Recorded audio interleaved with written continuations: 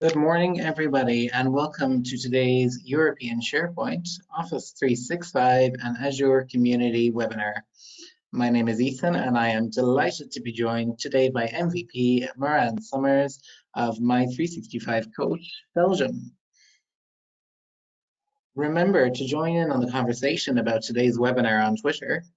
Our Twitter handle is @EuropeanSP, and our hashtag is ESPC21.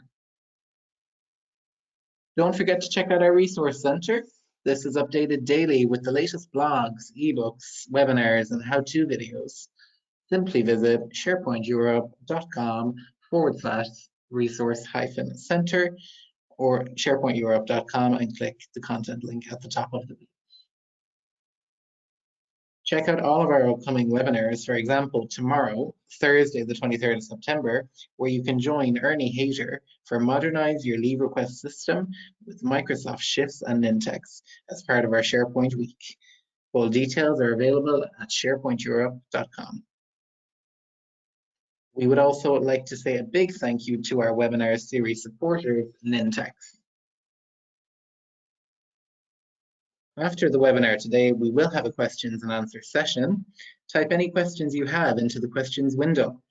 Questions will be selected and answered at the end of the presentation.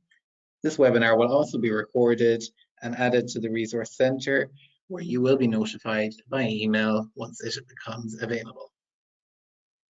And I am now going to pass over to our webinar presenter, Moran Summers. Good morning, Moran. Hello, everyone. Hello. Can you hear me okay? Loud and clear. Awesome. Cool. So let me also share my monitor. You should see my slides. You can see them clearly, Moran. Thank you. All right. Cool.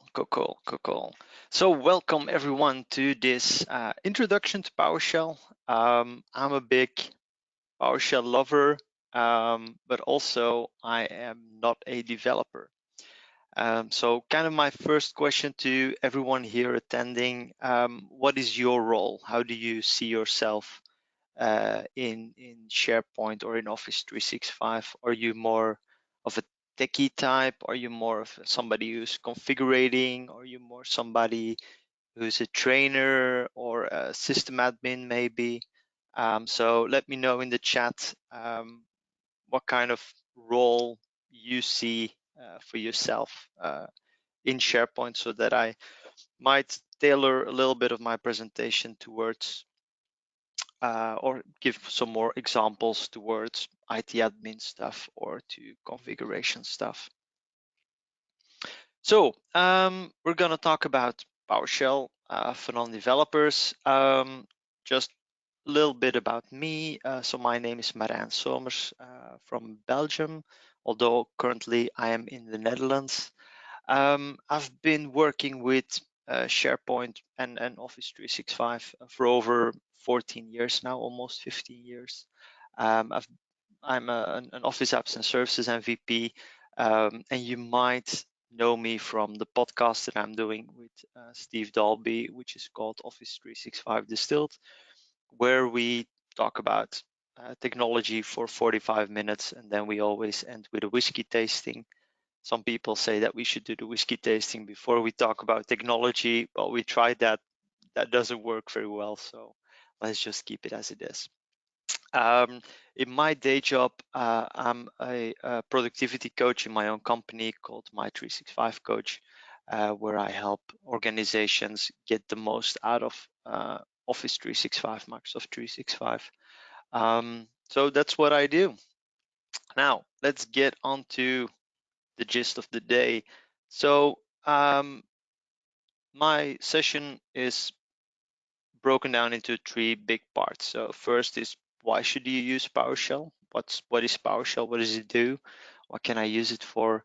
Then we're quickly going to look at installing PowerShell, how to get it running on your machine.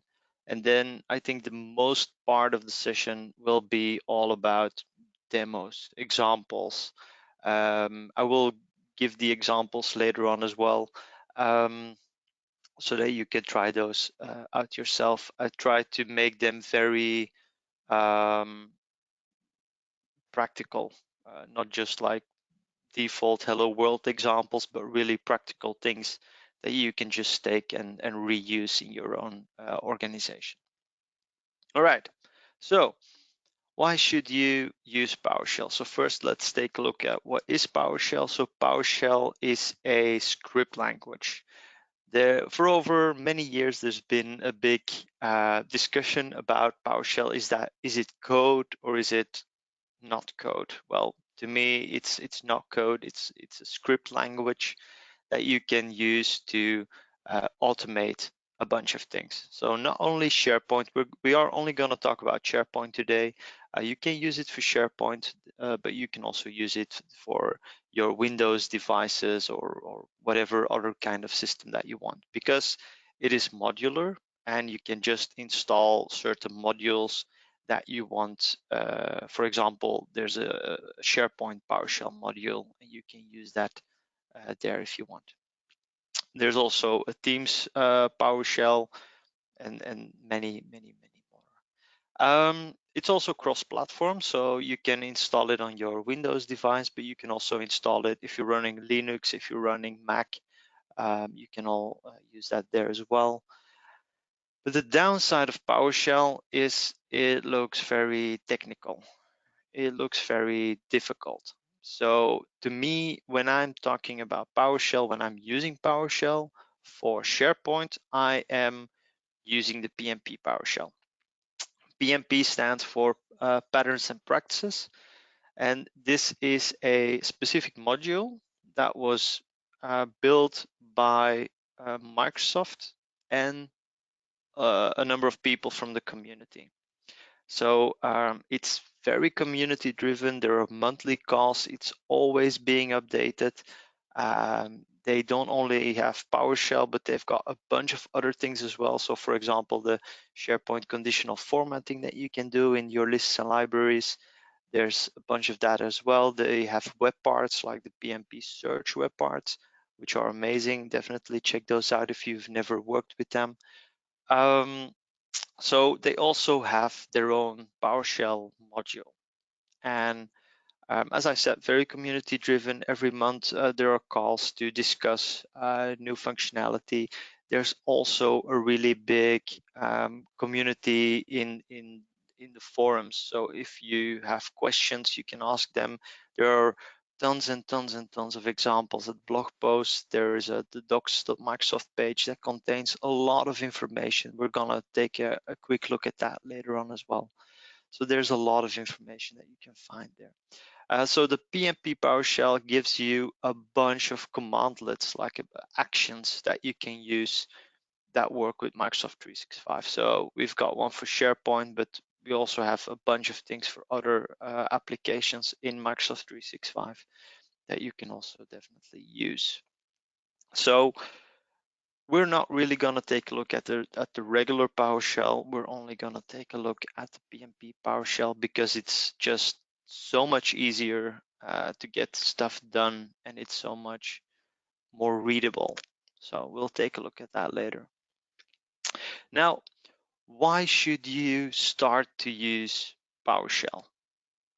What would be the benefit of doing PowerShell? Because for me, I've been working with SharePoint 14 years. It's only the last few years that I've been using PowerShell. And why is that? Well, mainly to make my life easier. So for example, I've been working with a company. They are creating project sites because they work together with a bunch of external people. Every now and then, those external people change email addresses. For example, they change to a different company, but they still want to work with that person. So now I have an external person that I need to add to 250 SharePoint sites. Do I want to do that manually just by using the user interface? No, of course not. I just want to make my life easy and do it in a different way. Also, PowerShell can do a bunch of things that you can't do with the user interface. So for example, when Microsoft brings out new things, like for example, Teams policies, they will first come to PowerShell before they come to the user interface. So a good example of that was, for example, a few months ago when the Teams webinar functionality was released. Well, that functionality to have a registration form for people outside of the organization, those things came first to PowerShell. So you had to use PowerShell to change your Teams policy in order to make that happen. Now, another example that I will try to give you, but let's talk about that later, is, for example, a custom 404 page. So when you are looking for a page and you can't find it, and instead of just giving you a big fat error, it will actually display a nice, oh, we didn't find this page. Would you like to try this and this? And a third reason why you definitely should use PowerShell is to automate things. For example, you can write your own provision engine with PowerShell. So you can have your PowerShell running in an Azure runbook, and then, for example, have people request a new SharePoint site with a form or a Power App, and that will then trigger the Azure runbook, and that will run your PowerShell code so that it automatically creates, for example, a project site or things like that. So those are the three main reasons why you want to use PowerShell. So automate things, do things that you can't do in the user interface, or just do things easier, better, faster, things like that. So that's definitely the reasons why you want to do this.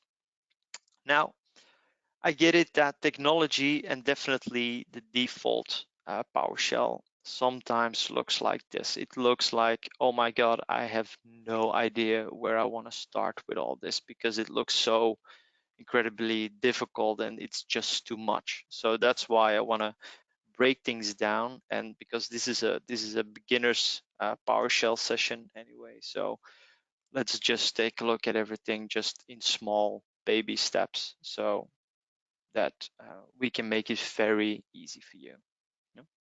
So people that have never worked with any code or script, that's perfectly okay. Let's see if you can read this. So a typical PowerShell script or a PMP PowerShell script will start with, for example, this line. And this line, what it will do is it will connect my PMP editor or the script that I'm running with a specific URL. In this case, demo URL.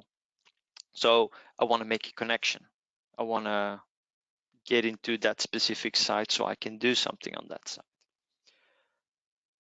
A next rule or a next line in my script might be, I want to add a PMP site collection admin to this site.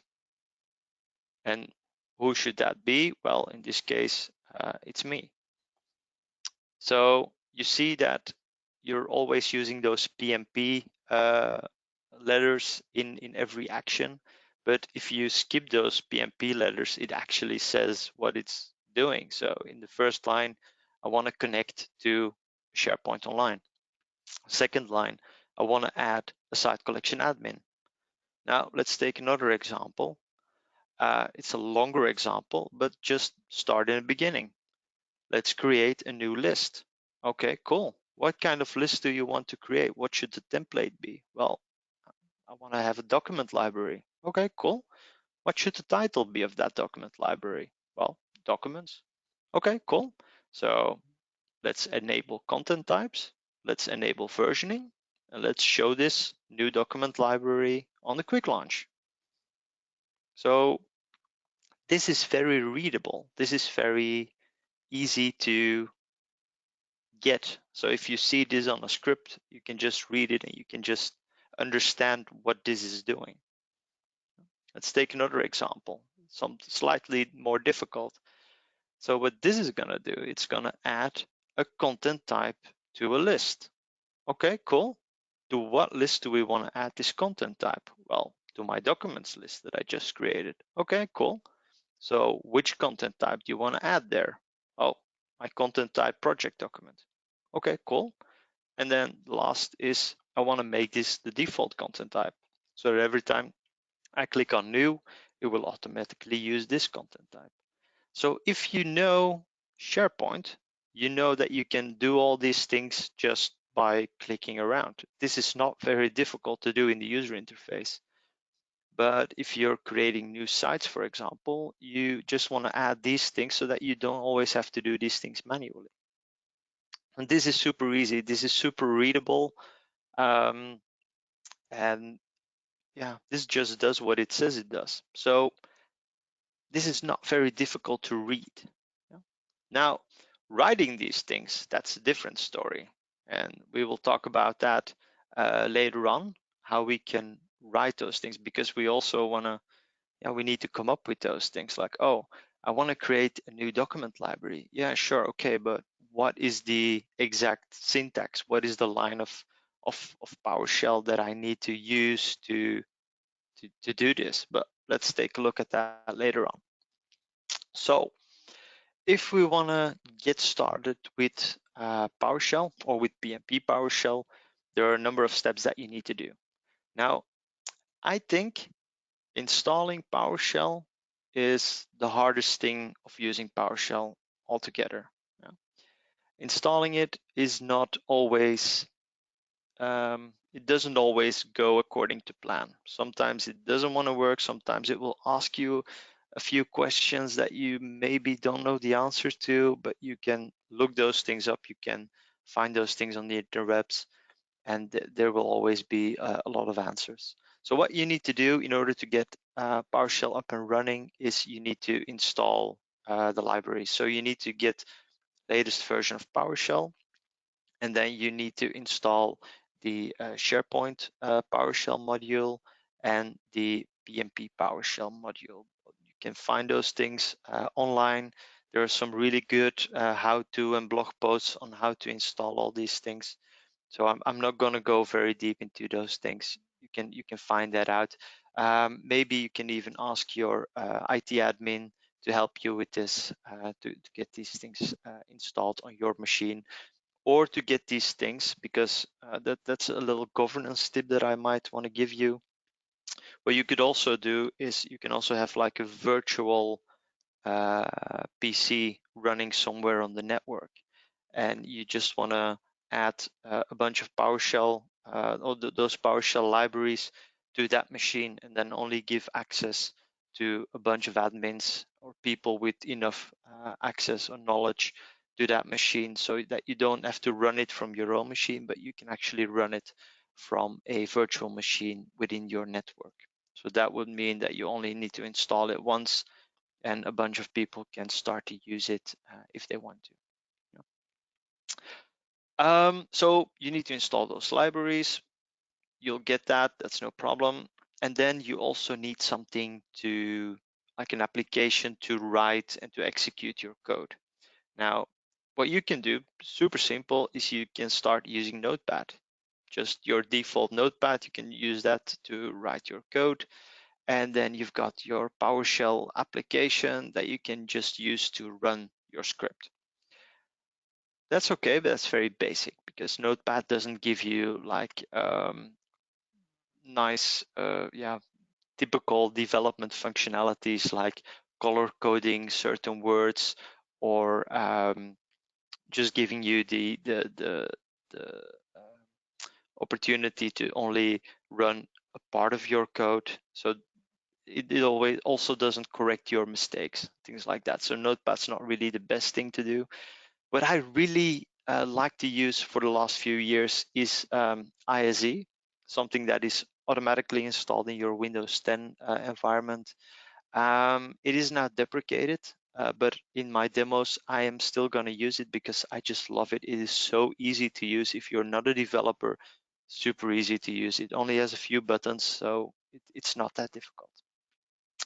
And the last opportunity, or the last possibility that you can do, is you can also use Visual Studio Code, which is probably what your developers are using for a bunch of their stuff. which is like the full rich Visual Studio development environment. To be honest, I don't think it's very easy to start using it. So most of my things, I'm still using the ISE application anyway, because that's just easy to use. All right, so you need to install the modules, install PowerShell itself on your machine, and then you're up and running. Cool. Now, let's take a look at the script. So I want to show you a few important bits before we really head over to the demo side of things. So a few important commandlets, a few important commands that you need to know. Yeah. So the first one that you need to know is you need to use connect PnP online, which is also the one I got in the little example I gave you earlier. So this is what you need to know to connect to your SharePoint environment. So you can point this either to your admin site, so like demo-admin.microsoft.com. If you want to, for example, start looping through sites or change something on the admin side, but you can also point this to a specific site where you want to do things on, like project site 1, 2, 3, or sales or HR. You might want to go do something there. So that connect PnP online is probably the first commandlet that you will do in every script that you run, so that you can connect to a certain site. If you're using multi-factor authentication, also use the -use weblogon parameter, so that it will actually ask you to log in. Otherwise, you might run into issues. That's also why it can be useful to run these things on a virtual machine. Because, for example, if you need to loop through 200 sites and connect to each of those 200 sites and change something on those sites, you don't want to log in 200 times. So maybe it's easier to run that as well on a virtual machine somewhere in the network where you don't have MFA enabled, for example. What's also important, if you use the hashtag sign, then you can start writing code comments for your code. Always, please, always comment your code, because you can write something which looks pretty easy, or maybe you don't understand it, but it works anyway. If you take a look at it 6 months later, yeah, you might not know why you wrote things the way you wrote them. So always comment your code. It also helps with reusability. So, oh yeah, I know I've done something like this somewhere in this script, but now I just want to use that part somewhere else. If you use comments in your code, that's definitely going to save you a bunch of time. If you've never written anything like a script or whatever, really take this from me, always comment your code. Sometimes you also want to use a variable. So for example, you want to grab the title of a folder in the document library and you want to do something with that. Okay, so then that means you need to store it somewhere in a variable. And that variable is used by a $sign and then a name, and then you can put something in there. Can be all kinds of things. It can be a number, it can be an ID, it can be text, it can be whatever, it doesn't matter. And then if you're running code, you will see this later on in the demos as well. You, from time to time, you also want to show where you are. So for example, I need to create 10 folders. Okay, and every time I create a folder, I might want to write like, okay, this folder is created, this folder is created, this folder is created, so that when you're running the code, you actually see where you are. So you can do that by using the write host functionality. And on the other hand, you also have the read host. So that means I'm gonna ask the person that runs the script, I'm gonna ask that person a question. Like for example, if we were creating a provisioning engine to create new SharePoint sites, okay, what should be the name of that? Add people, for example, okay, what should be the email address of that person?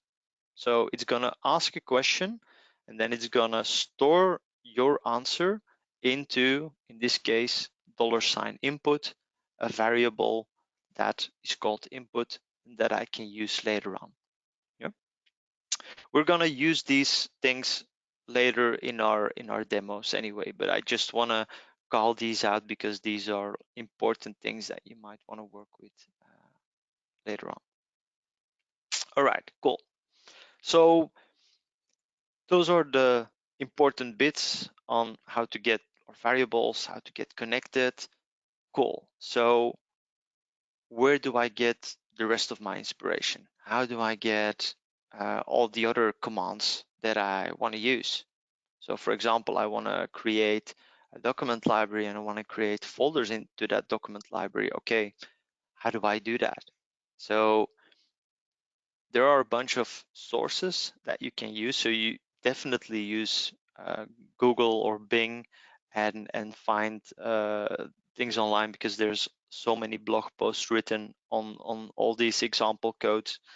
You can also use the PMP GitHub place, where they have a bunch of script samples that you can just use, like proper samples that you can just take and run into your own environment. Or you can just take a look at the PowerShell modules that you have for PMP that just list all the actions or the commandlets that you can do. So let's quickly take a look at that. So here we are. I'll give you the link anyway, but you can always find this if you just look for PMP PowerShell docs or something like that. And what you will find here on the left-hand side is all the things that you can do with PMP PowerShell. You can search for that. So these are all the things that you can just add if you want to do that. Like get PMP list, I take a list and so I can update it, or I can add something or whatever. So if you click on these, the page will load. In this case, I've got add PMP view in here. So this is something that you use to create a new view on a list or a library, and it will also give you a bunch of examples. So for example, I want to add a PMP view on a specific list. Okay, which list should that be? Okay, it should be that list. What should be the title of my view? Well, it should be demo view in this case. What are the fields that I want to show? Okay, I want to show title and I want to show address. Okay, that works. So these are a bunch of examples that you can use. And if you want to do something more, I suggest you Google it, and then you will find more examples on how to work with this. So for example, get PMP navigation node is I get my navigation items. It will also give me some examples like, okay, show me the navigation nodes that are on my quick launch or that are on my top navigation bar. So if I use this, I can actually get those or read those and maybe see if they are in the right order. Or maybe I want to have all my project sites. I want to add a specific node somewhere to all my sites. I can do that with these things here. So this is, if you're starting out with PowerShell, this is the place where you will look for inspiration. So, okay, I want to do something. I want to add a document library, or I want to add a folder. So I want to add a folder. Okay, cool. So I've got add PMP folder. So let's take a look. So here I want to add a folder, okay, to my master page, for example. So yeah, that can work. So these are things that you can use to get up to speed, to get up and running on the whole PowerShell stuff. All right, so that's how you got inspired. So now it is time to do some demos. So let me introduce you to the PowerShell ISE. As I said, it is deprecated, but I'm still using this because, to be honest, I just love this functionality. What it does instead of like regular notepad is it will give you, for example, color coding. So if I want to start writing comments, it will do that. I don't have too many buttons here on top. Important buttons for you to know is run my script and run a selected part of my script. So if I just want to run these 2 lines, I can just click on this button and this will only run these 2 lines of my script. So those are important buttons that you definitely need to know. And next you can just, so what I do is I've got a little folder where I keep all my scripts. So I keep all my scripts here for customers and also other things that I do, like remove navigation, remove a user, set a quota, things like that. I've just got a bunch of these scripts laying around and I can just reuse them whenever I want. So I can just call them up and change some parameters and then use them for whatever customer I want. So how does running this work? So here on the top, I've got my editor screen. Here on the bottom, I've got my run screen. So if I'm doing something here, this will give me some feedback here. So let's try out a first little script. So what I'm going to do is I'm going to connect to my SharePoint Online. I'm going to connect to this site. I'm going to use my web login. So that means it's going to ask me in the background, okay, what credentials do you want to use to log in? And then my warning action is because this is deprecated and otherwise it's going to give me like a big warning message saying, look, this is deprecated. Do you really want to use this? So, and then next, what I want to do is I want to add a page, and I want to add a page, and I want to call that test. So that's going to happen on my hot HR site. So let's take a look at my hot HR site. So let me refresh this page. All right, so I've got a car policy page, a home page, and a templates library. So if I now run this script, it's actually gonna create a new page called test. So if I now jump back here, if I refresh my page, we now have a page called test. Super easy, yeah? So what happens is I want to add a new PMP client side page. If I write a dash, it will already give me like all the options that I can use. So I want to have it as a name. So let's call that test2, and I can say dash. And then I've got all the other things that I want to do something with. So for example, I want to specify a specific layout of the type. Okay, so what kind of page do I want to create? Well, maybe I want to create a spaces. Maybe I want to create a topic page or a search result page, an article, whatever. So let's see if we can create a space. All right, so what I now can do, because I've already connected to this site, I can just say, oh, I don't want to run the whole script. I just want to run this one line. Oh, okay, so it clearly did something. So now I can jump back in here. And I've got my test2, and if we open that up, that should be a spaces. Look at that.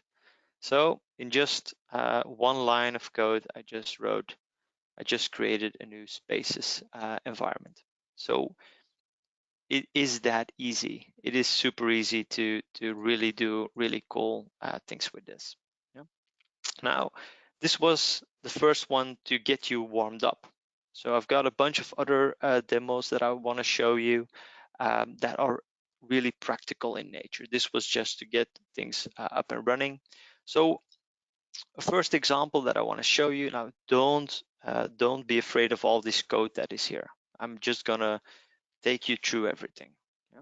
So what am I gonna do? I am gonna connect what the goal for this script is that I've got an HR site, and every person that joins my company will get a new document set, and within that document set, we've got a few folders for my HR to work with, and what I want is that this person has read access to his own folder, and on the upload on the document set, and on the upload folder, for example, I want them to be able to write. Yeah. Once more, super easy thing to do. I can do this manually as well. I can just say, look, I want to create a new HR file, and I want to add those folders, and I want to change my security, but it's very error prone. So if I forget to set some kind of security level, I might get into actual problems with this. So it might be better to do this on a script. So how does this script look like? So let me also wipe away this console pane so that it's all nice and clean. So what is it gonna do? It's gonna connect to my site. Then it's gonna say, okay, what's the name of the person that you wanna add, that you wanna create an HR file for? Then it's gonna save some variables just to make my life easier later on. Then it's gonna create a document set in my library, so in my HR library. It's gonna give it the name of the person that I just mentioned, and it's gonna say, okay, this should be the content type. So this is my document set content type. And then it's gonna write, oh, I created the document set in Dutch. Sorry about that. So next step, it's gonna create subfolders. So it's gonna create 4 folders in my my HR library, and in that person's document set. You know? So let's just run through this. So I'm gonna connect to my site. Then let me just make it easier for myself. Let's run this part. So what's the name of the person? So in this case, the name of the person is Sandra. Sandra is working on my team. She doesn't have an HR file yet. So if you take a look at my HR files, I've got coach, I've got myself. I don't have Sandra yet. So I'm gonna say, okay, Sandra is the person that we want to create something for. Okay, cool. So next, we're gonna create a document set. So it's gonna create document set, content type HR file, and the name will be the person. So let me run that, and then it's gonna look at that. So it said I created my document set. So if we refresh this, the document set is created. Now the next part is I want to create some folders into that document set. So if I jump into Sandra's document set here, there's nothing there. So let me create a bunch of folders. Bum, bum, bum, bum, bum. Look at that, and my folders are created. So if I refresh my page here, you will see I've got all my folders. So this is not very difficult. Now let's get on to some more difficult stuff. So let me put some space here in between. So now we want to change the security of my document set. This is something that is really important that you want to script out, because otherwise, if you're going to do it manually, you might forget something, and you might set something up wrong. So what I want to do is I want to set folder permission on a specific library, on a specific folder, for a specific person, and I want to add a role for that person, the read role. Next, I want to set a permission to the same folder, but in this case, I want to have my visitors group. I want to remove that read role. So then I can set it on the document set level. So if I run this, so right now, if I'm looking at my document set, I can take a look at who's got access. So I can see that I've got my visitors, I've got my members, but for example, Sandra doesn't have access to this. So if we're gonna run this, all right, so that's set. So if I now refresh my page, if we now take a look at this, we can say that we want to manage the access, and now Sandra is here and she's got read rights, so she can view all the files. Now, what we also want to have is that upload folder here. We also want to give her edit rights, so she can upload her own HR files if she wants to. So that's this part. So I'm going to create a new variable just to make my life easy.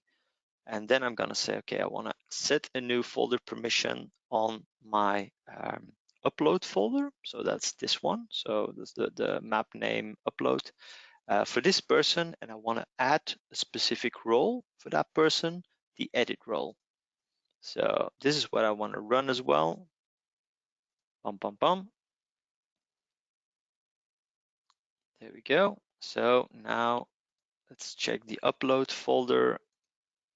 And now we see that this person can also edit this specific folder. Yeah. So that's how you can use PowerShell to really make your life easier, to make it all work much faster. Yeah.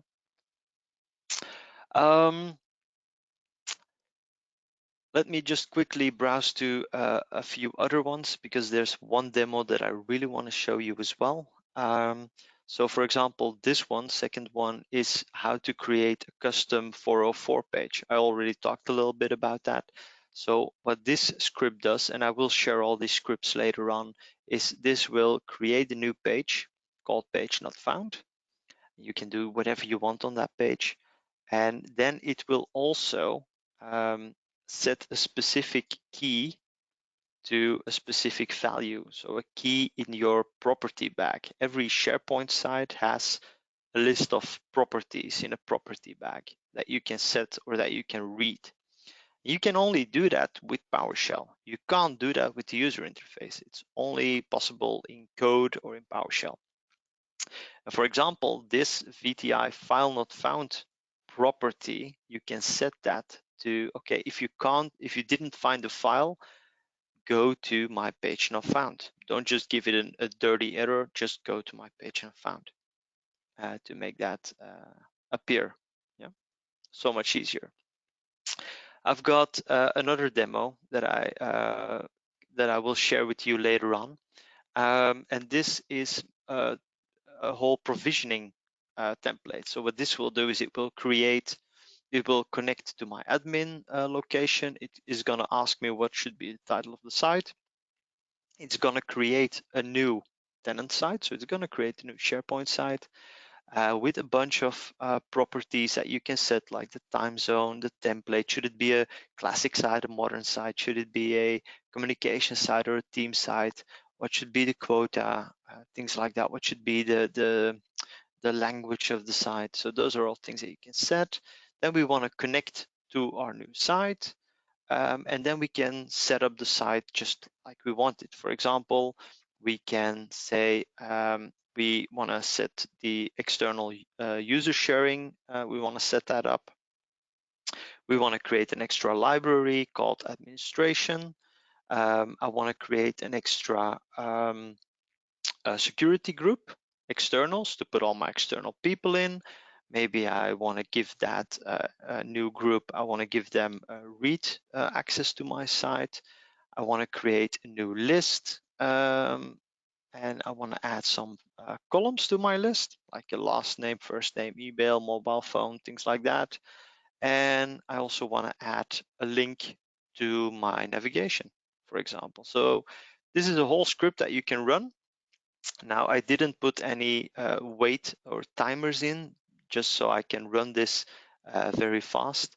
So what I can do now is I can just run this. It's going to ask me, okay, what should be the title of the site? Let's call that demo. What's the date? 2209. And I'm just going to copy that so that I will remember it. Okay, boom. And now it's going to run. And in the background, it's going to do all these things. So you will see that it's going to give me a bunch of information. It's also going to fail a bunch of things. So that's the beauty of demos. So let's take a look. Did it already create my site? It created my site. It just didn't do all the other things I wanted it to do, but that's okay. It's because I didn't put in any wait timers, so that probably the site didn't get created before it tried to do all the other things there. Now, another thing that might be useful for you is that's an example script that I will share with you. Is for example, for one of my customers, we had a new a site collection administrator, and that person needed to be added to all the sites that we had.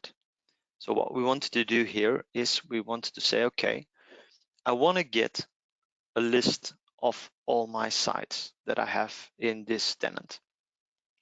And then I can say, okay, for each site that I've got in my list of sites, do this. So this is going to loop through every site. Yeah, doesn't matter how many there are, like 2 sites, 5 sites, 2,000 sites, doesn't matter. It will loop through all those sites. Then you can actually say, okay, if for every site that I encounter, what should it do? So in this case, it's going to write the name of the site, and then it's going to connect to the site, and then it's going to add a specific person as a site collection admin. So this is something that you can use for a bunch of things. So for example, you need to add a navigation node to all your SharePoint sites because you create a new intranet and you need to have a link there for every site. So what you can do is you can just grab this script, get rid of this part, and just search how you can add a navigation node and just add that in here and just run this. So super easy. This one is also super useful. So what this script does is it will list, and this actually doesn't use the PMP script, this uses the SPO service, so the default SharePoint PowerShell, not the PMP PowerShell. So what this is gonna do is this is gonna give me an output file, a CSV file, with all the lists that I have, with all the sites that I have, and all the external people in all those sites. So this is using, like, go through all my sites, and for every site that you find, connect to the site, grab all the external users, and save all those people into one CSV file. Now, the beauty of that is, and I'm quickly going to show you that I run this earlier, so I don't have to run this right now, because if you got a lot of sites, this will take a lot of time. So you can open that up in Excel. You can just format that as a table. And then, for example, if you have somebody that is changing their email address, you can actually say, look, for a specific site, who are all the external people that are added to this site? So for this site, oh, these are all the people that have access to it. Okay, cool. Also the other way around. For example, if I'm just gonna look for me, so this person has access to all these sites. So if we want to get rid of this person, we also need to get rid of the access for these sites. You can also see I've got multiple email addresses here. So this works like that. So let's say that I'm changing or adding a new email address. I can just use this one, and I can just say, okay, these are the sites that I need to change. I can put that in my script, like run through these sites, and then change those sites and add this person there with the new email address. So super easy to do. And then the last one that will only take a few minutes, I'm so sorry, is, for example, code on how you can change your SharePoint theme. So if you're running an organization, you probably have a nice logo and you've got some nice colors, like house colors. Yeah. So you can go to the theme designer that you can find online. You can just say, okay, these are my colors. So let's take red for this. Let's take something like this as the text color. And the back color should be, let's say, a little greenish, something like this. You can actually see, okay, this is what I want it to look like. Then I can export my theme with PowerShell. So I can just grab all this code. I can go to my PowerShell. And what I do here is I want to connect to my admin part. I want to give it a name like ESPC demo. And then I can just grab my palette that I want to add. There we go. So these are all the colors. And now I'm going to add this theme to my SharePoint environment. So if I just run this, it's going to ask me to sign in to my account. So I'm just going to do that.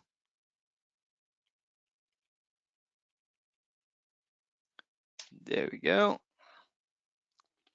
And then it just ran. So that means that if I now go here, refresh my page, I can actually, come on. There we go. So if I now want to change the look, I've got my ESPC demo theme that I just added with the green and the red letters. So I can just add that here, and this site will now have this theme. So this is an example of things that you can't do with the user interface. You can't really create those themes. Now, it's not that difficult to create those themes. You can just use this and then add that to this script, add it to a variable, and then you can just add that there. So once more, super easy. It's very readable. It's not that difficult. So you can just use that. Now to close off, as a wrap up, don't fear PowerShell. As I said, installing is the hardest part. After that, it's very, very easy. And if you don't know what you want to do, if you don't know how to do it, doesn't matter. There's a lot of community people that are ready to help you if you have any questions, if you want to do something. There's a ton of knowledge out there and a lot of people that really want to help you do all these things. There's a bunch of resources as well that I wanted to add. Definitely take a look at script samples. Definitely take a look at the documentation. So this is the list that contains all the commandlets. Why not join the community monthly calls? They will give you a bunch of information, and it's very easy to digest. Some of those things might be pretty hard and really developer focused. Most of the things are very easable to digest and to reproduce. So definitely take a look at that, and I'm pretty sure you will love PowerShell once you started one or two things to do with it. And I'm pretty sure you will love it. It will only grow to be more important. And as I said, once you've tasted it, you will definitely want more, and you will definitely try to automate more things in your environment. So definitely when you're working with larger environments, you definitely need to take a look at PowerShell. But also if you run a small environment, this will also help you make less mistakes, make it easier for you, get better overviews, get better reports. So this will definitely help you in your life. Doesn't matter if you're an admin, if you're a project manager, if you're somebody who configures stuff, if you're a trainer, it doesn't matter. Really, PowerShell will be useful for all those kinds of people. So that's it for me. Maybe if we have any questions, we can take a look at those. And Marianne, thank you so much for such a fantastic presentation.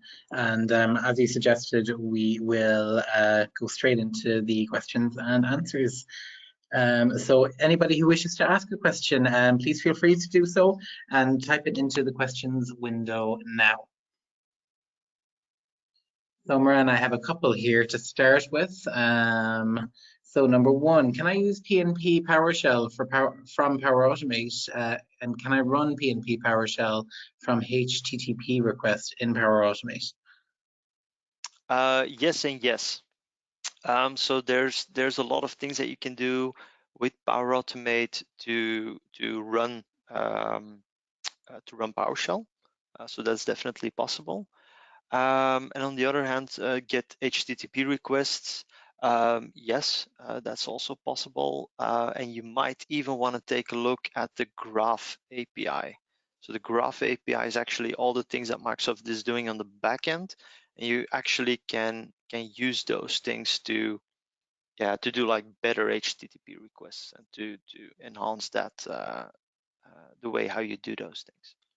So definitely, if you're already up to doing HTTP requests, it's definitely worth to take a look at the Graph API. Thank you, Moran. And the next question then, so since ISE is deprecated, will it keep working with all the newest versions of the different modules that are released? For example, will No, it it will know, not. suggest? No. No, it will not. And the thing is, Microsoft says like use Visual Studio Code for that.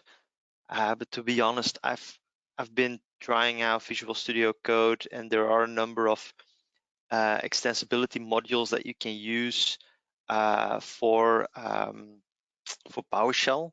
But for me, it doesn't feel the same. Like this is Visual Studio Code, and this is how you can run it.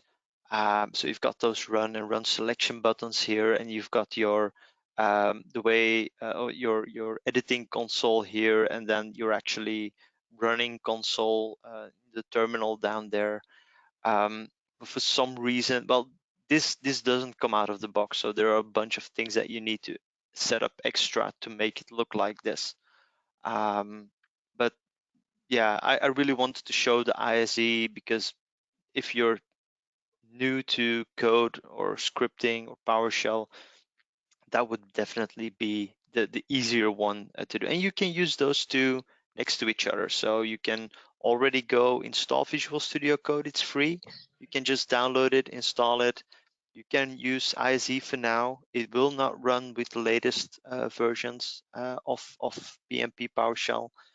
So they really broken up their development. They said, okay, until this version, you can still use ISE, but for the newer versions that they are still developing, ISE is not an option anymore. So if you really want to run with the latest and greatest code, definitely take a look at Visual Studio Code. If you've got more legacy things, or maybe if you still have, for example, SharePoint on-prem, like SharePoint 2016, 2013, if you still have those things running, definitely keep ISE because you can also use PowerShell for SharePoint on-prem, older versions. Great, thank you so much. And Moran, then, for the non-developer who would be inclined to use the normal interface to create folders, give permissions, what are the specific actions that we can only do with PowerShell and not with the normal interface? Ooh, that's a good question. I don't really have a list right now, but there are a bunch of things. Like for example, that property bag, that number of properties that you can only set. Those things that you can only set via scripting or via code. You can't do from the UI. That's an important one. So for example, for all your project sites that you create in a provisioning engine, you want to give them an extra property saying, look, this is a project site. And then what you want to do later on is on your search environment, you might want to create a new vertical that says, okay, I only want to search for project sites. I don't want to search for all the other sites. So that's a use for that property bag that you want to keep a bunch of things on that site level. You can only do that with script and code and not with the UI. So that's the most important one. And yeah, I can't really think of another example right now, but I'm sure there are a number of other things as well. As I said, when Microsoft brings out new, more technical things, like for example in Teams, new policy updates, it will first come to PowerShell, and then it will come to the user interface. So last few years, I've seen that 10, 20 times when Microsoft says, okay, we've got something new. First, we'll release it as a PowerShell commandlet, and then you have to update your PowerShell to the latest version so that you can run it. Because they kind of want to make the distinction between, okay, do we first want to give this to people that have more technical knowledge, that really know what they're doing, and then we want to open it up for the broad public or the broad admins. So that's why they do it. And that's definitely something that you will use PowerShell for that you can't do with the user interface. Fantastic. And finally, last question is there the possibility to roll back if something goes wrong, or is there error control functionality?